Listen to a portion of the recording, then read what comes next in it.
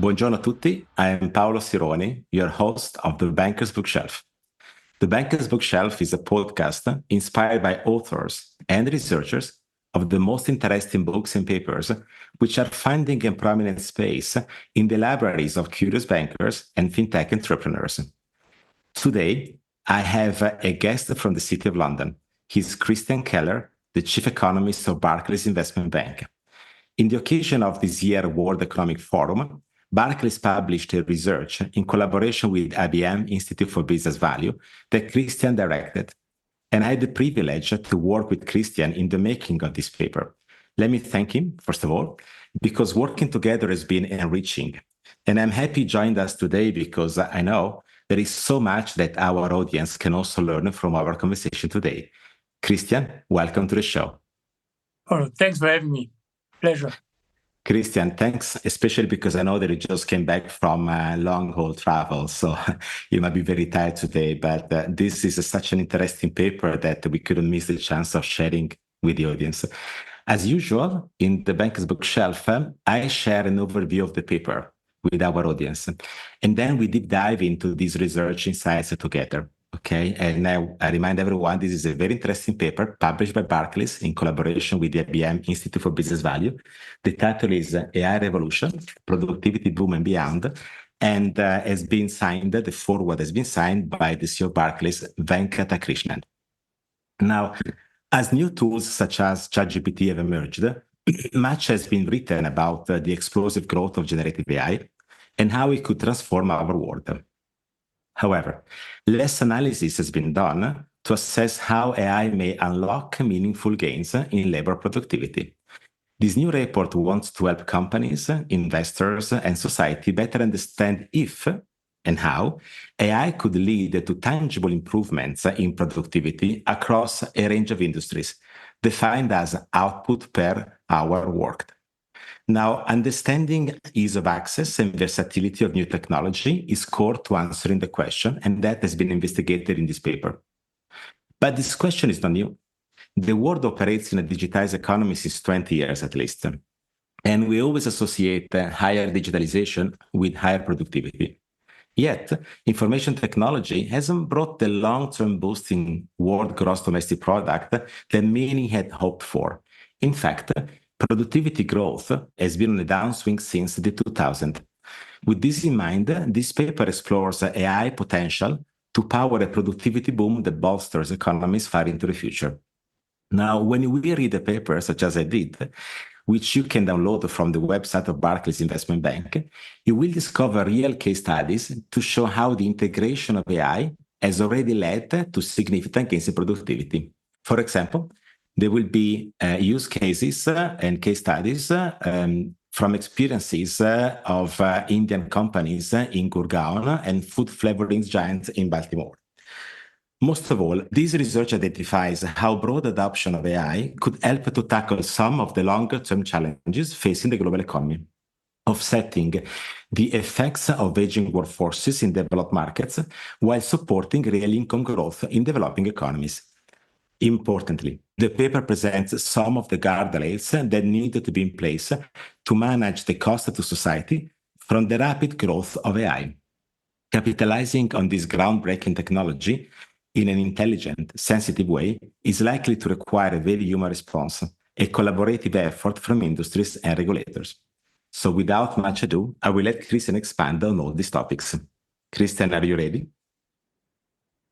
Yes, thanks, Paolo. I think you mentioned something already, which is what economists call the productivity puzzle. And that is that since the early 2000s, really, we have seen across most economies a very low productivity growth, despite the fact that, we had a lot of inventions in a way, the smartphone, tablets, etc., which you would have thought should have boosted productivity if you think, what it meant for us in terms of how we interact daily, social media, etc.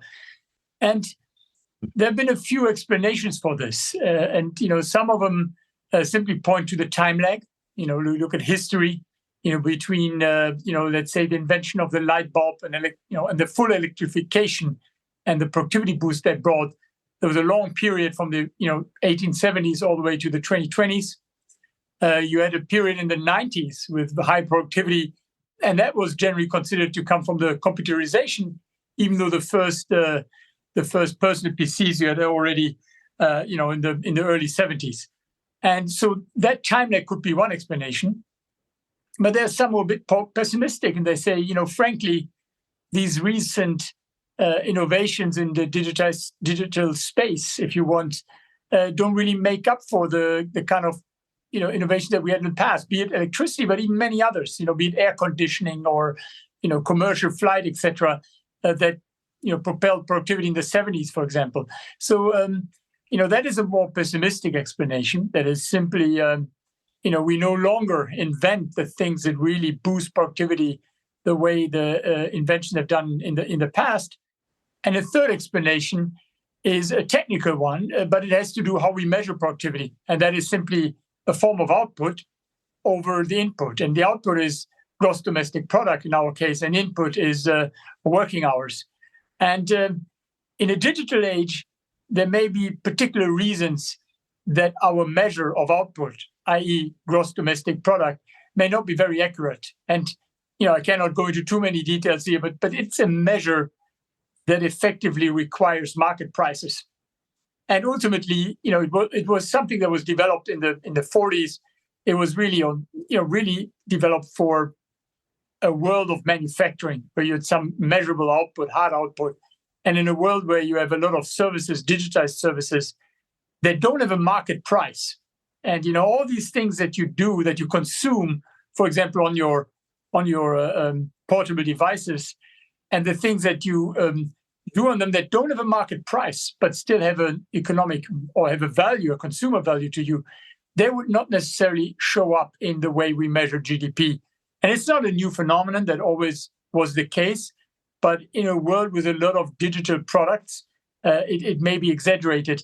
And so that third argument basically says maybe output is much higher than we officially show in our GDP statistics. And therefore, by the same token, the productivity is probably better than we think.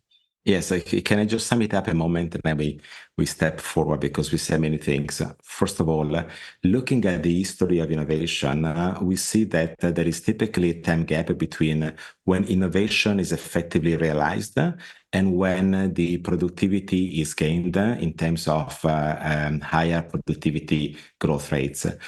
This might be due to a few things. For example, not only innovation needs to be created, but needs to be accessible, needs to become a mass market. You can think about the 100 years it took from the invention of the steam engine until everything had an impact, that had an impact everywhere in the production and the capitalistic economy. The same happened with the light bulb. Electricity took time before it could be available everywhere. And the same happened with the personal computer. It took almost 15 years, if not 20, 25, to see the immediate the realization of those productivity gains since 1971, when the personal computer was invented. However, you said that we are now living in a moment where the productivity growth rates are declining. That means, yes, the GDP is positive overall, but it grows at lower rates compared to the past. And most economies are puzzled because they don't know why everyone is experiencing the mobile phone and the digital economy. So we might assume that this is already pervasive, accessible to everyone, but the productivity didn't catch up. So now, with that in mind, one element that you just mentioned is that it can be that as mobile powers the platform economy, that means digital apps, it can be that we are working for free for Facebook. And if we work for free, that is not part of the creation of GDP, because when we take pictures, when we post on social, we increase the value of the platform, but that is not an economic unit that is recognized and measured in the GDP framework. Now and we consume for free as well. And we also consume we consume all these things that don't have a market price, right? So the consumer experience may be there. It's both, yes. Yes. So now, with that in mind, so we say there could be limitations in the way we measure things, right? So we recognize that. But then your work here in research was thinking about the fact that the digitalization expands and continues. Now we're experiencing the surge of AI through generative AI, which is top of every conversation in the industry, among friends, on the media. So the question is, can AI basically reignite the productivity rate? Now, one thing that comes to mind to me is if there is a time gap between when invention is created and when the gain starts being realized, I would say that AI is not a new invention. So starting from the 1950s, the AI world experienced many advances. There was also winter of AI when industries thought that maybe they could not make it happen. And now we're in a moment where AI is really booming, also in the chip making industry. So not just on the algorithmic side. So that might spell that, I don't know if that's your thought, for the fact that not being new, maybe this is the time when AI, though many people think is new because they're not aware of the decades of investments, maybe there is a time when the productivity can be gained. Is that correct? Yes, I think what is new about AI, and you're perfectly correct in explaining that this is this is not AI is not new and it existed for a while. But what is of course new is the success of these large language models. And I think you mentioned already earlier what is important for an innovation to become relevant for productivity on a global scale or on an economic scale, an aggregate scale, is that it's accessible and pervasive. It needs to become something, and you may smile about this, it needs to become a GPT, but not a chat GPT, but what we economists call a general purpose technology.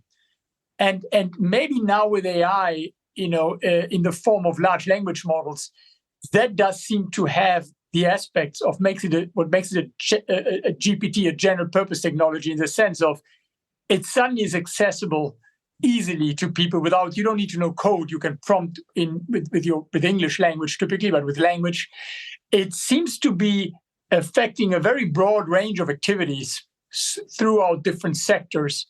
And as I said, accessible by everyone. And it doesn't seem to need a lot of new infrastructure. I mean, you mentioned data centers need to be built. There needs to be more computing power. Data needs to be there.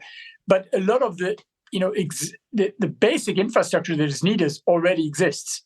The connectivity through the internet, and that I think could be the breakthrough where maybe what we've been waiting for, that push that we suddenly see productivity gains could have happened now through AI, in particular through the large language models and everything that comes around it. So which are the three long-term challenges that the paper identifies against which you investigated the potential of AI to reignite the productivity growth rates? We have essentially, I think, challenges in the developing world, which are demographic. And I think this is very clear. We have aging populations in almost all advanced economies to different degrees.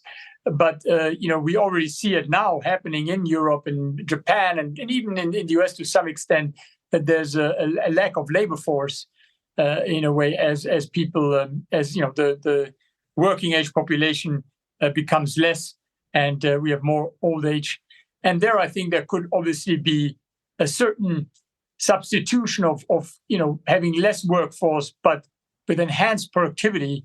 Where I certainly could help with growth in advanced economies. Secondly, there is something going on in emerging markets and developed economies, or developing economies better, where we have at the same time still often quite low labor productivity. And I said, that labor productivity was not growing as we would have wanted it to be in advanced economies, but that is just about the growth. The fact is the level of productivity in emerging markets is much, much lower in developing economies, of much, much lower than advanced economies. And it has no longer been catching up recently as it used to. So there AI could help. And it would probably help in a way that it could potentially boost productivity, in particular in service industries. Because the past model for emerging markets typically to catch up to advanced economies has been through manufacturing.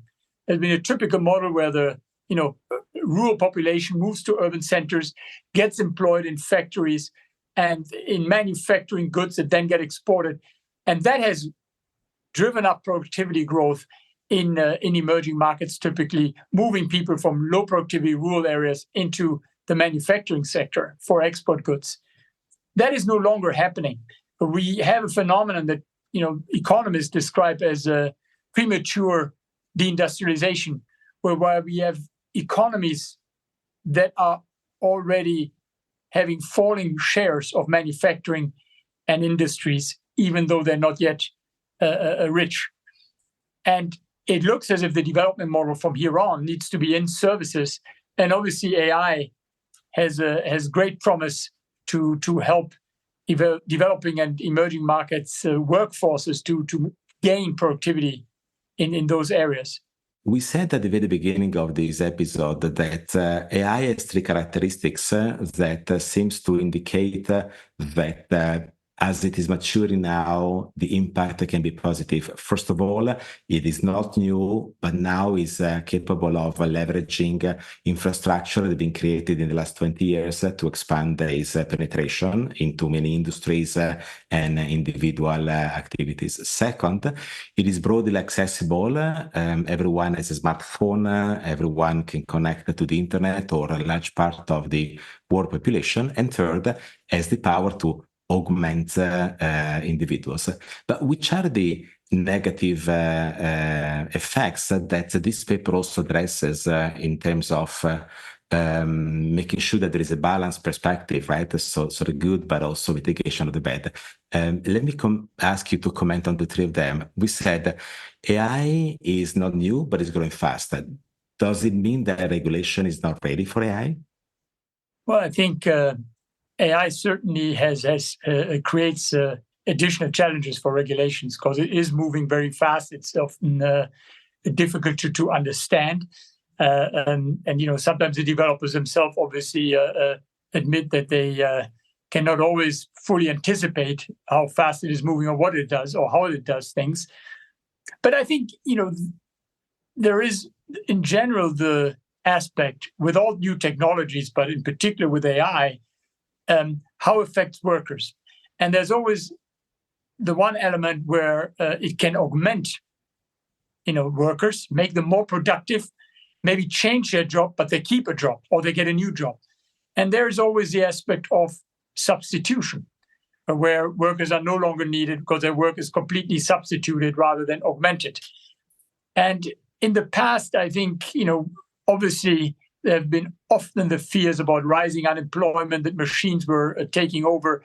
And that never has happened because typically there was some substitution. But typically what there has been much more widely was augmentation. So people became more efficient in what they did. It increased their productivity, increased their incomes. People who were substituted often found work in entirely new sectors. And therefore, there they gained income, and unemployment typically went down over time rather than up with new innovations, with automation, etc. And I think the question with AI here is, however, could it come to a point where AI is so good that it just substitutes, and you no longer have this effect of augmentation? And I think that is, of course, a challenge that maybe technologies in the past did not really create the way AI could create at this point. Okay, not at this point, maybe, but in the future. Now, there's no many companies that they can do AI mass market today. Is concentration an issue when it comes to economic growth? Well, I think digitization has posed challenges in how we look at concentration, at potential monopoly power, at trust behavior. And that is obviously being discussed at the moment. With digitization, you have these network effects, these winner-take-all effects, and obviously they get, possibly even increased with AI. So I do think, AI therefore poses additional challenges in this area. So then we said that AI is not new, And it has the characteristics today to contribute to the increase of the growth rate on world economies. But what is important is that there is a continuous and open collaboration among all of the actors involved, industries, the technology makers of AI, institutions like banks utilizing AI or other corporate making usage of the technology, governments and regulators. And I believe that this paper contributes to shaping this debate in better terms. So Christian, I thank you for the opportunity you gave us to share content with us. I recommend everyone to read this paper, which I believe can be downloaded from the web pages of Barclays Investment Bank, correct? That is correct. So I thank everybody who attended this episode 6, 233 of the Banker's Bookshelf, and invite everyone to stay tuned for more as more episodes and research discussions are coming. It is now clear that the Banker's Bookshelf is our collective moment of critical reasoning. We get inspired by authors and researchers like Christian Keller of the most interesting books, papers, and publications, which have found their prominent space in the libraries of curious bankers and fintech entrepreneurs. With that, we can all make better informed business decisions. Arrivederci and enjoy the jingle.